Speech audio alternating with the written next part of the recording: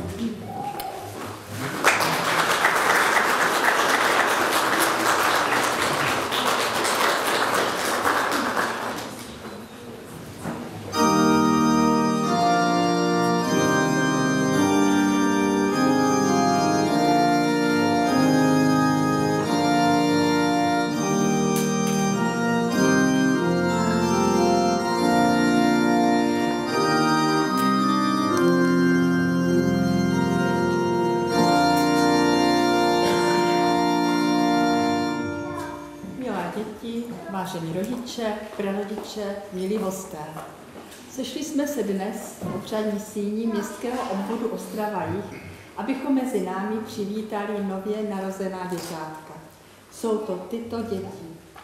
Alice Bednaříková, Natalie Bartošová, Jakub Nekoranec, Markéta Šimková, Patricie Kostelníková, Viktorie Kaplanová, Ellen Kantorová, Ellen Rujbarová, Eliška Pospíšková, Tomáš Cehlárik, Tomáš Hurník, Tomáš Šmit, Jonáš Jansa, Markéta Ptáčková a Marie Vašutová. Rodiče přišli se svými děťátky, aby je dali zapsat do pamětní knihy narození a svými podpisy stvrdili, že ze svého dítěte vychovají čestného a spravedlivého občana naší vlasti. Věřím, že váš svět bude mírový, radostný a spravedlivý. Pane starosto, prosím vás, abyste zahájil slavnostní akt a přijal tak děťátka do svazku městského obvodu Ostrava-Jih. Děkuji.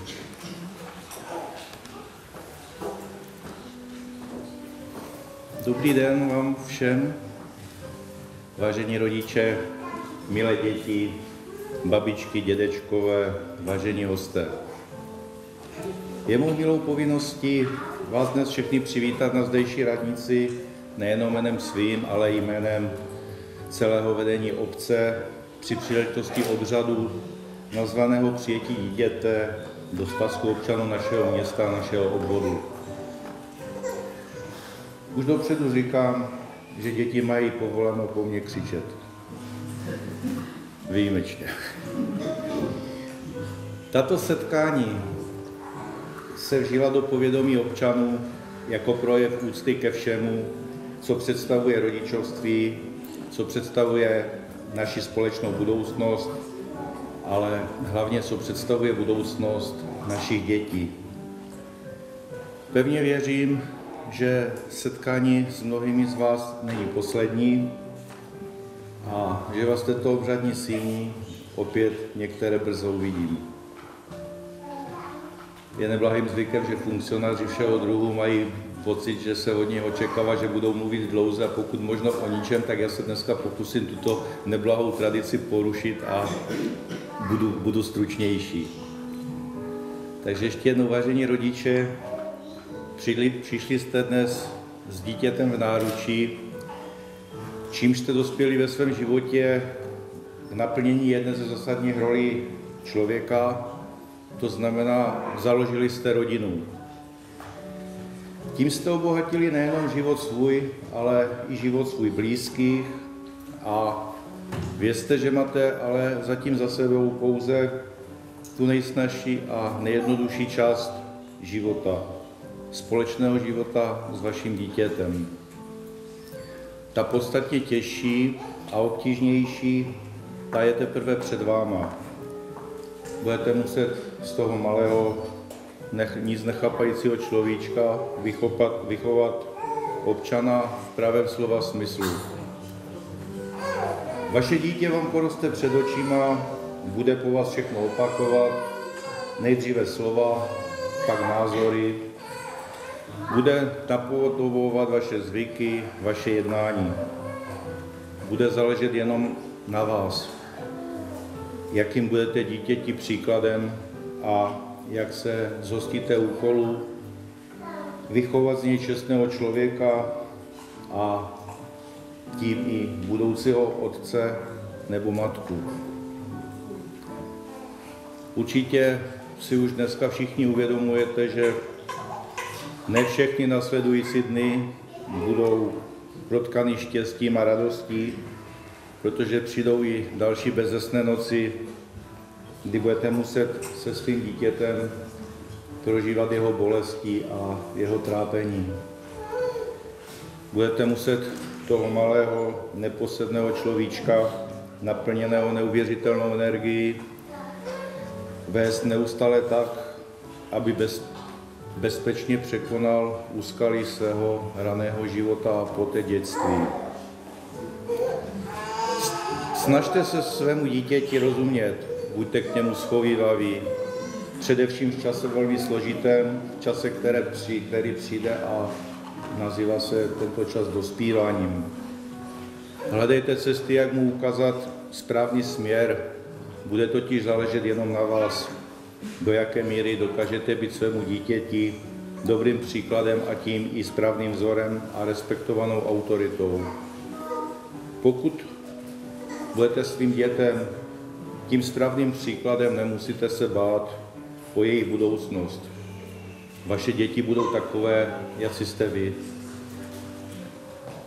Největšího hříchu, kterého se může dítě na otec a matka na své dítěti dopustit, je nezájem, nevšímavost k jeho starostem a bolestem, které se nám dospělým často zdají malicherné.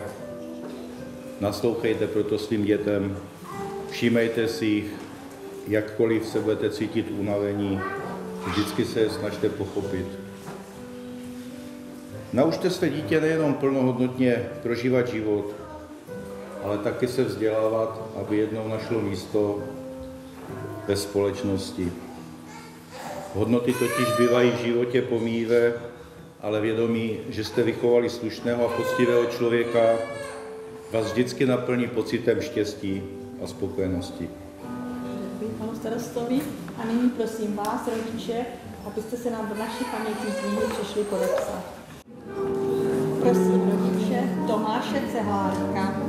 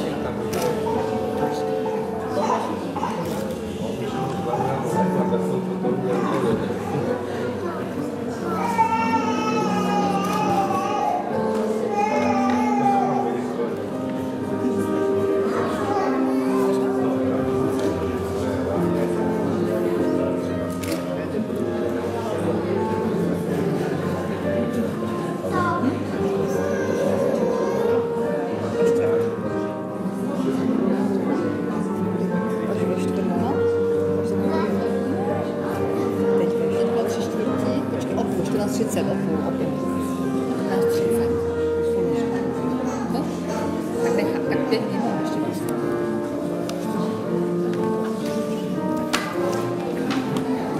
Prosím, rodiče Tomáše Hudníka.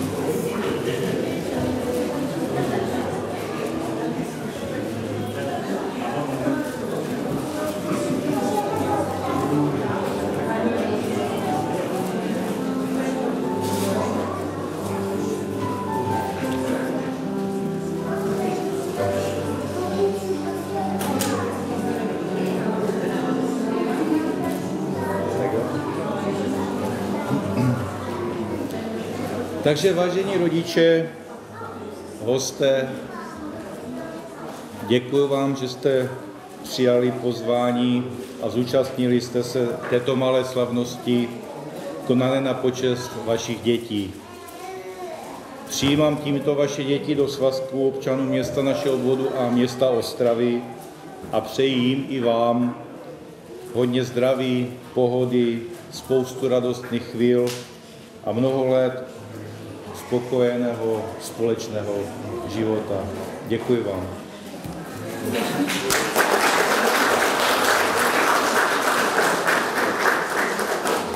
Dnešní slavnostní obřad přednesl pan starosta městského obvodu Ostrava, pan magistr Karel Sidinský. Děkuji vám.